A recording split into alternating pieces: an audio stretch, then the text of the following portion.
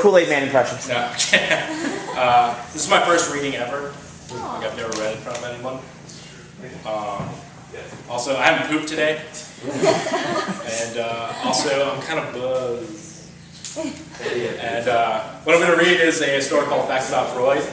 It appeared in Monkey Bicycle a couple of years ago. It's also in my story collection, Mustaches Always Wanted But Never Grow, which I have, which you can get if you want. Just come up and say hi. Let's begin. Tripp gives me the scoop on Susie Shocker, the punker he went home with the other night. She was something. I saw her, a big-breasted gorilla with spook tooth. I wouldn't be able to take her. Nobody would. Her head was shaved in certain spots. Covering the parts with no hair were tattoos, tribal ones. The hair she did have stood high, in spikes, which I think is how she got the name Shocker, I'd imagine. She also had piercings for eyebrows, but I should maybe leave out that part. Tripp told me she was so wasted she kept falling down, that he spent almost all night pulling her up out of the street. He says she ate shit so many times that the skin on her knees resembled mushy hamburger. I say, Tripp, that's disgusting, but go on. And he does. He says they went back to her place, then he tells me about the glove. She had this long leather glove push-pinned to her wall. Tripp tells me it belonged to Rick Tees, the singer dude from some band called Stiff Tees. I'm told this Rick guy at one of his concerts threw this alleged glove he was wearing into the crowd, that Susie Shocker caught it and kept it as a memento. He tells me Susie sometimes wears the glove while masturbating, that it gets her hot or something. Well, did she wash it first, I ask? Probably not, Tripp says. It would probably lose its luster. Christ, could you imagine the smell? Tripp could, neither could I. Susie doesn't have a bed, so her and Tripp consummate their one-night stand on her bedroom floor. At one point, she bites Tripp's tongue so hard that he hits her. I don't believe it. A jerk reaction, he says. I didn't hit her hard. Then he remembers, well, kind of hard. But get this, she actually liked it. She said, keep going, you fuck. So I did. Then she passed out. She passed out while I was still on top of her. What then? I want to know. I finished, he says. Afterwards, Tripp hung out with Susie's gay roommate. He thinks his name was Buzz or Bill or something. We watched this thing about Sigmund Freud, he tells me. Some behind-the-music, true Hollywood story thing. In fact, he was a real interesting guy. I go, who? Buzz? No, he says, Freud. He thought cocaine was real cool and he wanted to fuck his mother. I learned a lot. Then Tripp goes into all this shit about Freud I care fuck all about.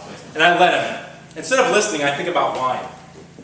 When I lived at home with Dad and Granny, I drank it by the gallon. Large-handled bottles of it were lined along the walls of my bedroom. I laugh when I think about it. Dad wasn't so amused. Whenever he'd see me smuggling the red stuff into the trailer, he'd call me wino.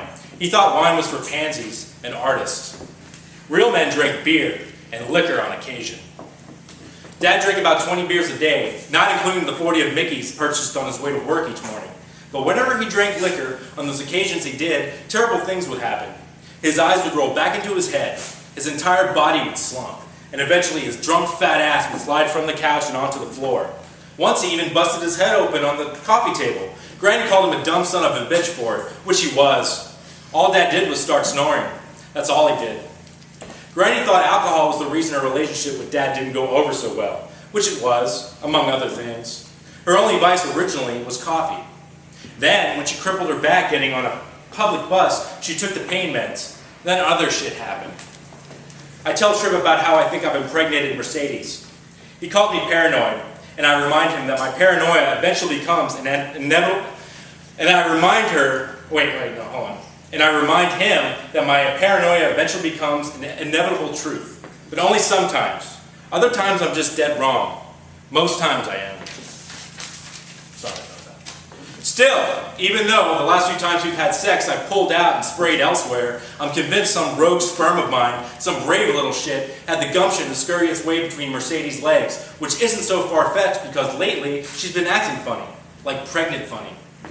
I go, remember her 21st birthday, how she sobbed the whole night? Tripp says, maybe you shouldn't have bought her that 6 Long Island. And I think about that. You had it coming, he says, screwing Kat over the way you did, cheating on her with a young chick. Then he goes, this proves Freud's theory that humans, in addition to being both internally and externally at war with themselves, are selfish, aggressive, and above all, powered by libido. It's true, but hell, I needed an upgrade. I tell Tripp, people trade in old cars for newer models all the time, right? Why that philosophy can't be implied in other ways, I'll never know. I dumped Kat because I needed space, which was true in a sense, space from her. But Kat is a smart cookie. She didn't buy any of it. She said, yeah, you need space all right, another space to stick your cock in.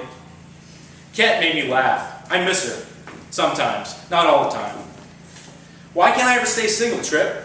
Because we need women, he says. See, love is an illusion used by civilization to cope with feelings of infantile helplessness. That's also how religion got started. Freud said so.